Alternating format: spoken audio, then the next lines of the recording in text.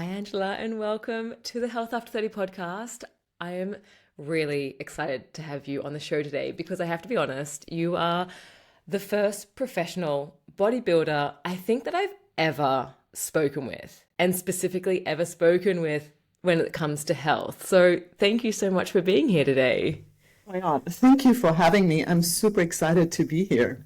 Yeah, I'm excited to learn about what you can kind of bring to the table for women and women's health. And I think where I'd like to start with all of this, because you have, natural bodybuilding, extensive competition experience. I guess I'd like to know what has been the biggest perspective shifts that you've had in the health and fitness space, because we have ideas of what health and fitness is.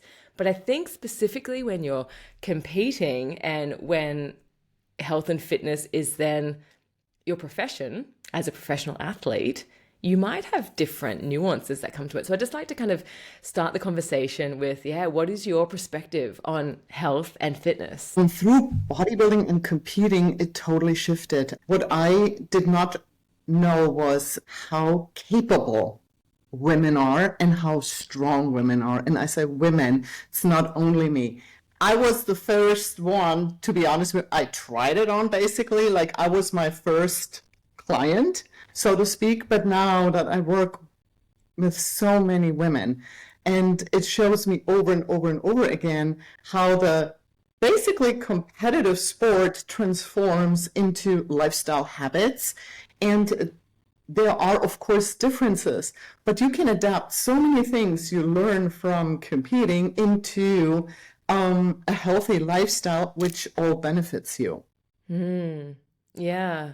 And for example, what would you say is the biggest takeaway that you've taken away from competitive bodybuilding?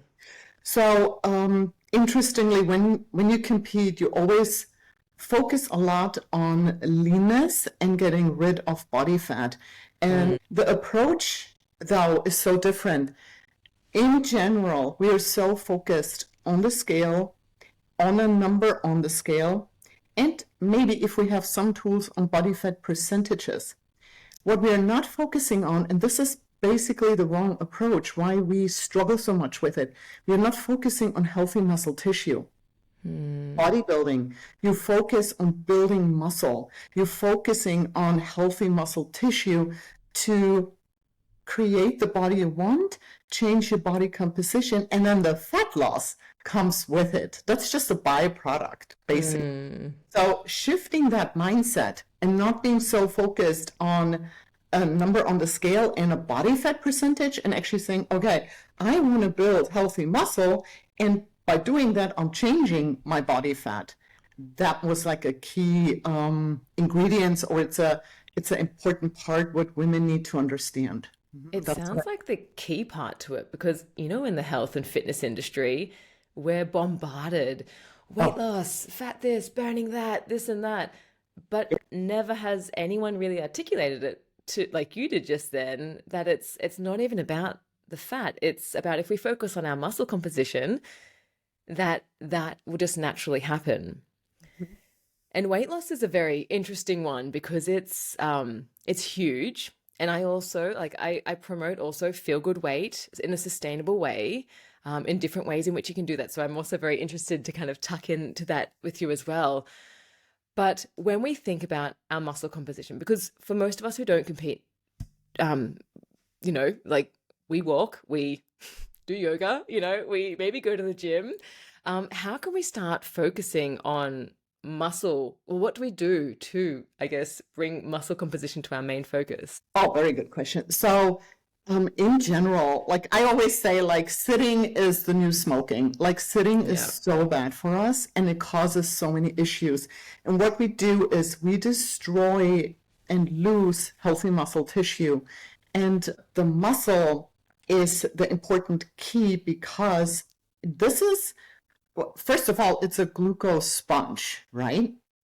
So whatever we eat, it has to go somewhere. It's energy. We are eating to get energy. But if we don't have healthy tissue where it can go, well, guess what happens? It It goes to body. stores. It Yeah, it stores. stores as body Health fat. is such a big, big key. Now, if somebody never trained in their life, just going for a walk and extending the walk, I'm happy.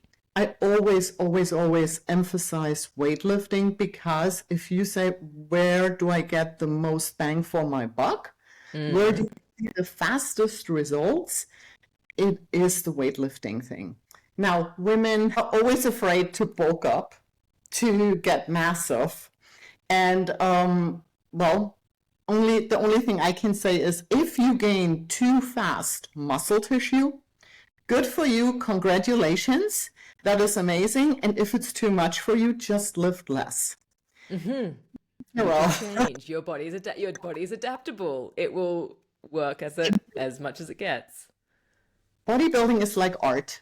People paint pictures, I sculpt your bodies, and everybody can do this. You can always tweak your workout. And this is such a fascinating, playground, and there are no limitations. So don't be afraid of lifting heavy weights. And I want you first to get used to the movement, to have the correct form. I mean, you have to create neural pathways, brain, like mind muscle connection. I'm not throwing heavy weights at you and say, lift it.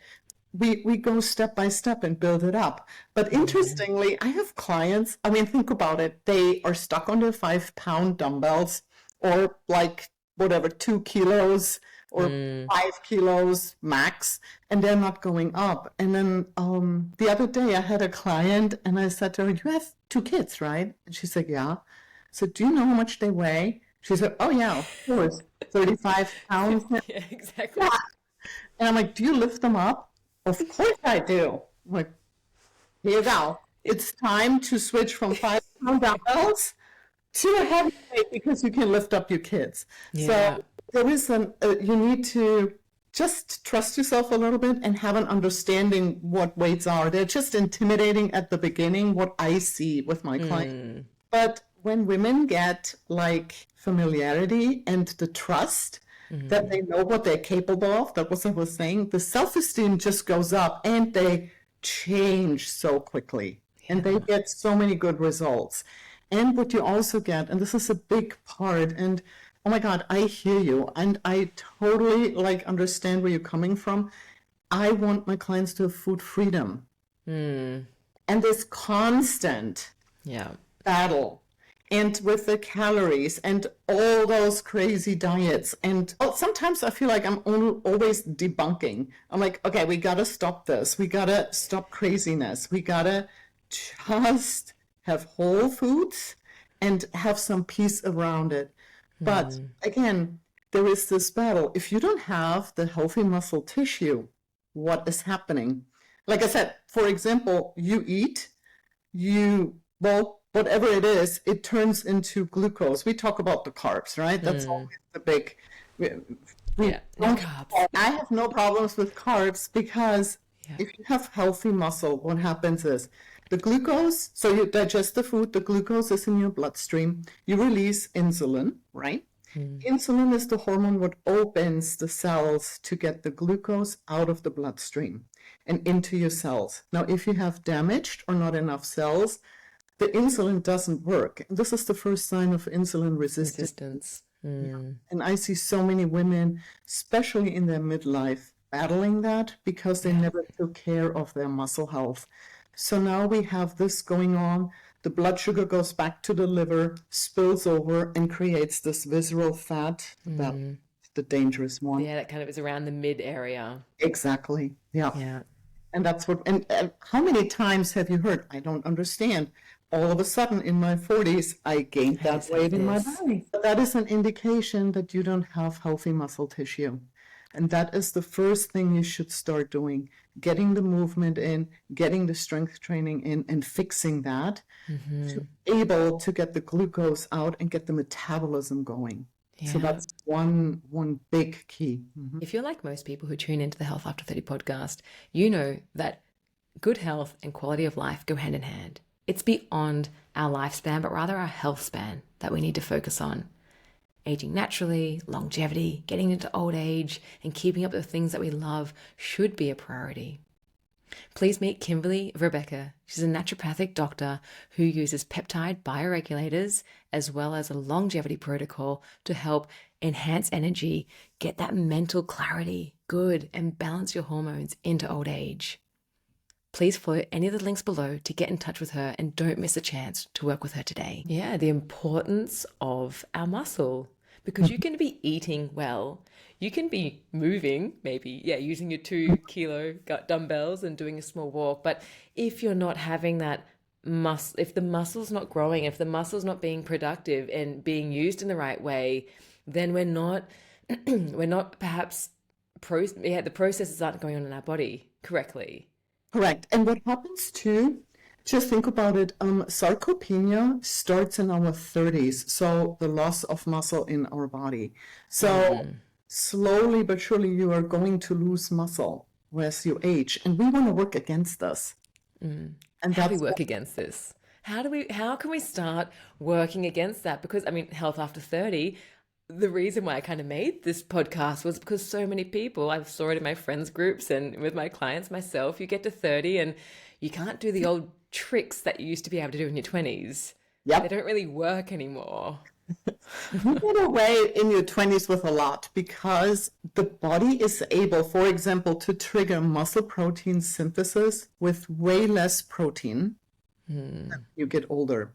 You get basically anabolic resistant as you age. So the earlier you start with lifting weights and having a clean diet, the better you're off. There is no reason though that you ever can say it's too late because the body is amazing in adapting and improving. So what you can do is, of course, you want to work out, and that helps you to work against anabolic resistance. So by working the muscle, it actually tells your body, hey, I need to get my metabolism going. I need to build the muscle, because what you want to do in your workouts is progress. You want to increase, you want to improve, you want to challenge your body always a little bit more so you see an improvement. And then what goes hand in hand is the right protein intake. Interestingly, the older we get, it's not that we can eat more, but the macros change. So your protein intake needs to be a little bit higher the older you get, just to trigger muscle protein synthesis. So you can actually use the protein you're eating as a building block. So our macros being the carbohydrates, the fats, and the protein. So we're kind of shifting these around so that protein is, would you say, more than our carbohydrate intake? Obviously more than our fat, we don't need so much fat, but yeah. Interesting question. So in general, I cannot say it because everybody's different. Depending on your metabolism, how insulin resistant you are, how much work you put in. But what is very, very important is I like to have my clients at 1 gram of protein per pound of ideal body weight. If you are 120 pounds ideal body weight, not what you weigh right now, where you are ideally, then it's 120 grams of protein per day. I like it very simple, so it's 3 meals. You have 40 grams per meal, which is a lot. Yeah. Yeah. And more as we age. So when we go from, say, 30 into our 40s, into our 50s, so that menopausal phase, is it then changing more and more as we age? Yes, but it's smaller increments. I mean, it's not that you all of a sudden have like per meal 100 grams of protein, but maybe you shift from 40 grams to 45 grams. A little bit, but yeah, you do. You're absolutely correct. And the quality of the protein is super important. Yes, I wanted to talk about this because sometimes when we hear protein, it's like protein bars and protein powders. And of course, that is a way to get protein into your diet. But when you're making sure you're getting it at every meal throughout the day, what's a good quality protein? What are your top 3? Top 3. Oh, I'm looking at the amino acid profiles. So literally, like, what is the best? And the top of the top is actually venison or beef or vice. So they're true, in my eyes, true superfoods because they have so many other things in them. For example, we don't want to talk about it, but it's L-carnitine. Men have so much more creatine. L-carnitine as well, that helps you to metabolize body fat. But the creatine in beef, for example, because, well, men eat more beef, they actually have more creatine in their bodies. And I always like women to supplement with creatine, especially when they get older, to have the muscle quality and the good workouts. In meat. Meat, venison, yeah. For example, of course, seafood, all kinds of fish, egg, of course. Dairy products are good. Plant-based proteins are good. But what is with the plant-based? This is a huge movement right now. And I was plant-based for 8 years. While you were also competing, or was that? Well, that was after competing, and I tried being actually raw vegan. For 3 years. I did a raw vegan chef certification just to learn how to prep food. Yeah, all you're doing is prepping food when you're raw vegan. I've also been there. From sprouting to fermenting to making a little cracker in a dehydrator. I've been there and done it. Juicing, oh yes, done that too. And so I went through the ringer and I saw my body changing. So what happens is, and this is a little bit upsetting, if you buy something in a grocery store and you see the nutritional information, it's interesting. You see the fat and you see they tell you saturated fat, unsaturated fat, trans fats. You look at the carbs.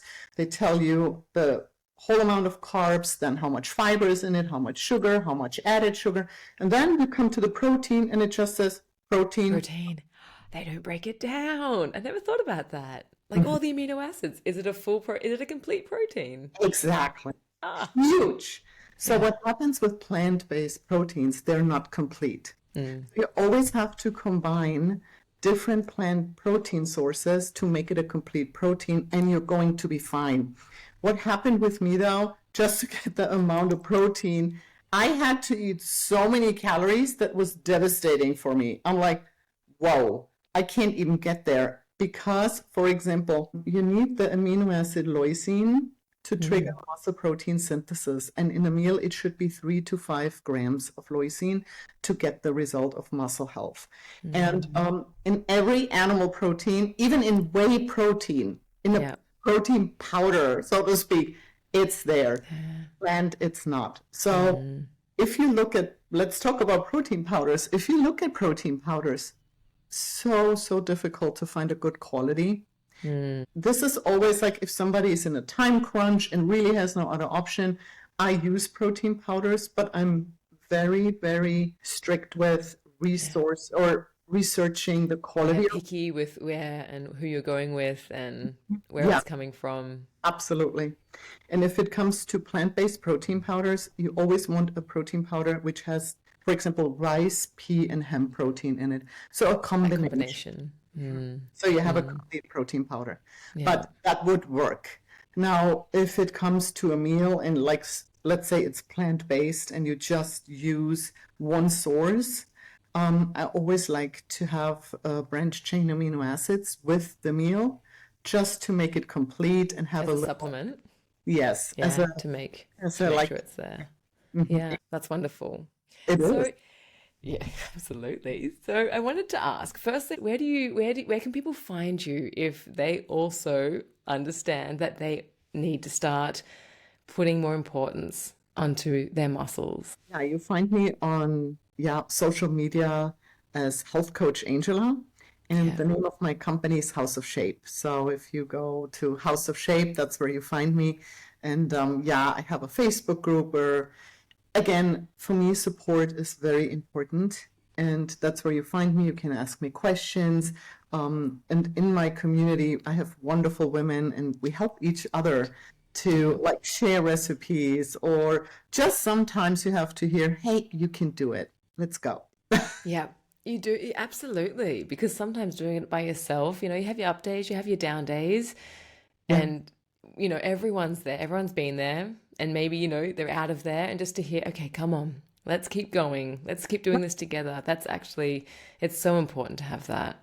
I agree. Yeah.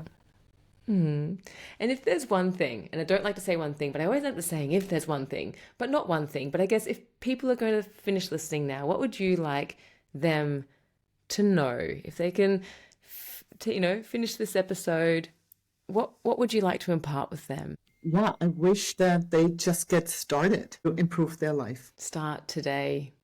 Mm-hmm. I feel motivated to start today. I do, honestly. Because I Yes, know how it's important. I know how important it is. And absolutely. it's just the actual doing of it and making it that routine. Yeah. And it's not something complicated, not something magical, or No, no, it's a you don't need a base. place for it. You can do it at your home. You can do it in the park. I train Doesn't on, matter what you're wearing. no, absolutely not. Yeah. Yeah, I train my clients, they're still in their pajamas. Yeah, beautiful. Yeah, Absolutely. That's low key high quality. that's right.